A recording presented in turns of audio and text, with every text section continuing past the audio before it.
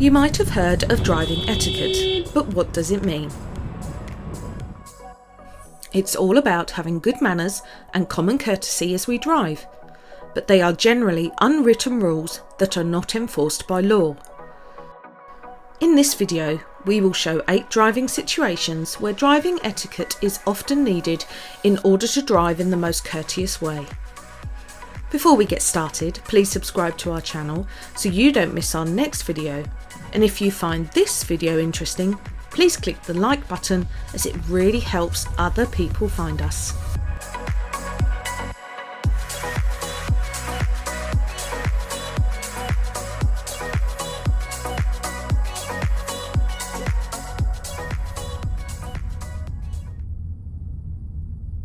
Whenever we drive on a road with parked cars and meet oncoming traffic, the driver whose side of the road is clear has priority.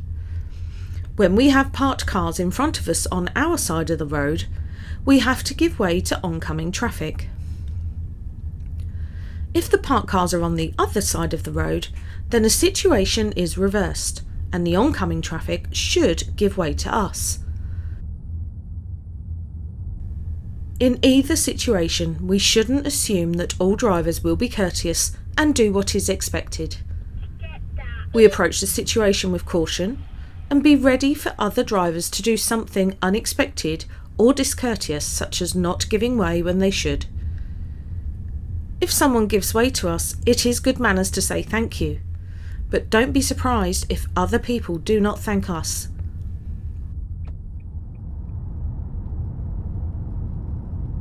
When joining a major road at a junction, we might need to be patient and wait for some time before we find a safe gap in the traffic flow. Sometimes another driver decides to help us out and indicates that we can pull out into the main road. If this happens, there are a few things to consider. Firstly, it is still our responsibility to ensure it is safe to enter the road. Even though someone has allowed you to enter, they might not have assessed the whole situation.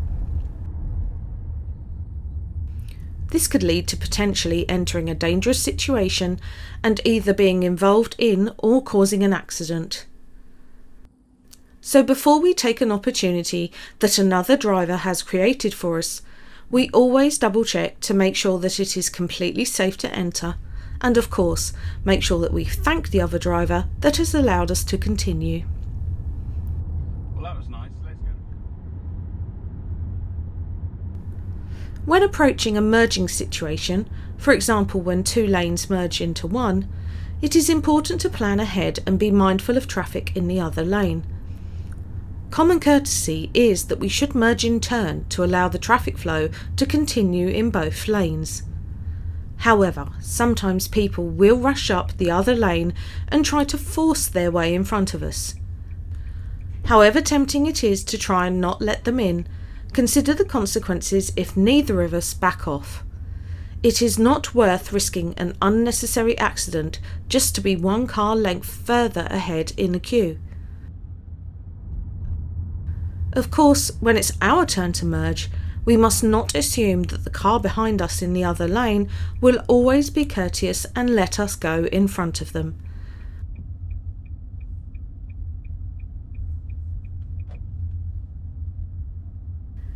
Again, do whatever is safest, and saying thank you afterwards is a nice gesture to give.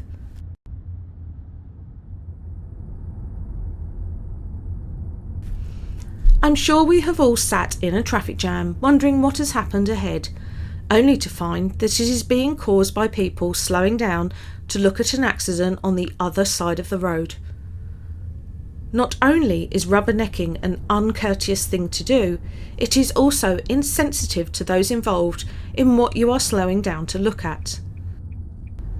The action of rubbernecking will also cause the traffic behind you to slow down and therefore cause an unnecessary traffic jam. If it was you or a friend or family member, would you want to have people slowing down to stare at you whilst in what could be a scary, stressful and upsetting situation? If you go so far as to take pictures or film an incident, you can be prosecuted. Your focus when in a traffic jam, whatever the cause, should be the traffic in front of you, around you, and being aware of those behind you. Maintain a safe following distance, check your mirrors regularly, and keep up with the flow of traffic.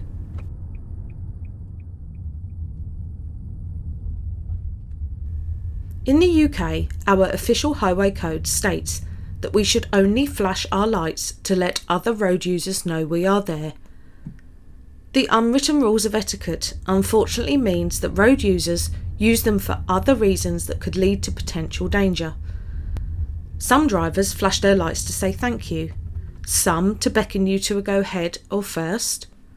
Some use them to warn of danger ahead and even to warn of speed cameras or traps. It is good manners to acknowledge an act of courtesy, but be mindful that a flash of your lights could cause confusion to other road users, resulting in an accident. If you are flashed yourself and are unsure of why, then do not get distracted by it. Concentrate on the road ahead and react to what you actually see, not what could be.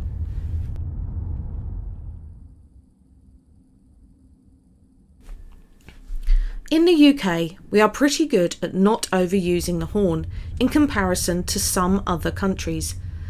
But at times we do go above what is necessary and considered good etiquette.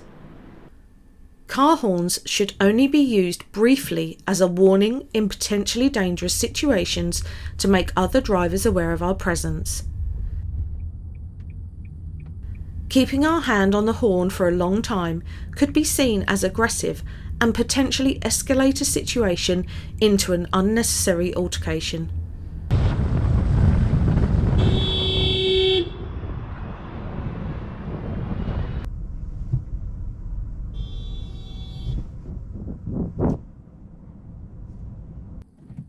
We shouldn't react to another driver's excessive car horn with our own car horn, as it will not only put us in the same category as them, but might also cause confusion or startle other drivers.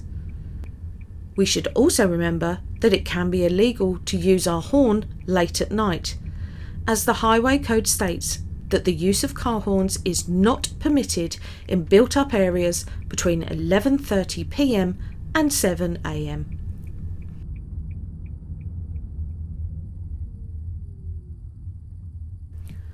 There are two ways in which drivers use their hazard lights unnecessarily, therefore frustrating other drivers.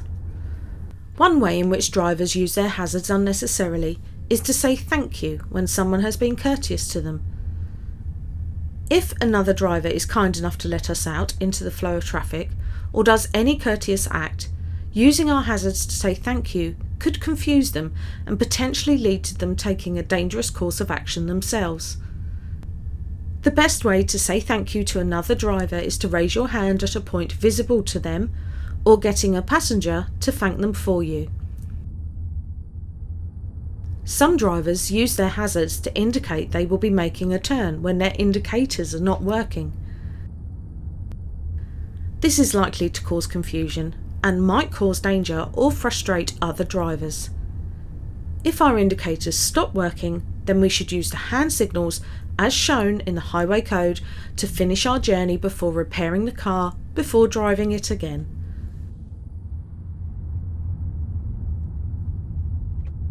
Normally, drivers waiting at the front of the queue at traffic lights are ready to go when the green light shows and move away promptly. However, sometimes the car at the front of the queue doesn't go when the lights turn green for whatever reason. It can be frustrating, especially if you can see they are on their phone, talking to another passenger, or simply daydreaming. But it is not good etiquette to start using your horn, shouting, or making gestures to the driver. There might be a good reason why they haven't moved, such as a problem with their car, or maybe a hazard that we can't see from our position. A couple of minutes delay, however frustrating, is not worth making the situation worse. Of course, if we are the driver waiting first in line, then we make sure we have our car in first gear or have drive selected so we are ready to go once the traffic lights turn green. We try not to get distracted by anything inside or outside of our car and concentrate on the lights so we can pull away promptly without delaying others behind us.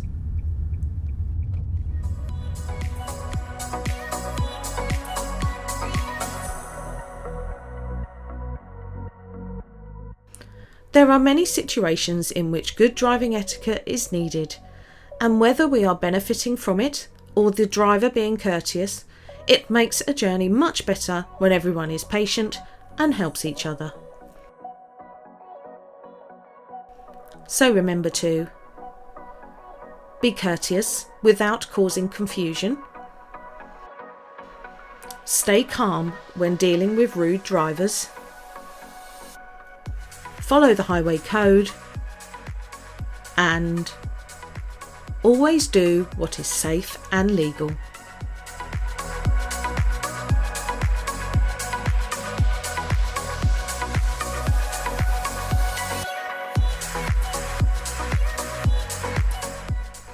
If you found this video interesting, then please visit our channel, as there are over 150 more tutorial videos to help you improve your driving.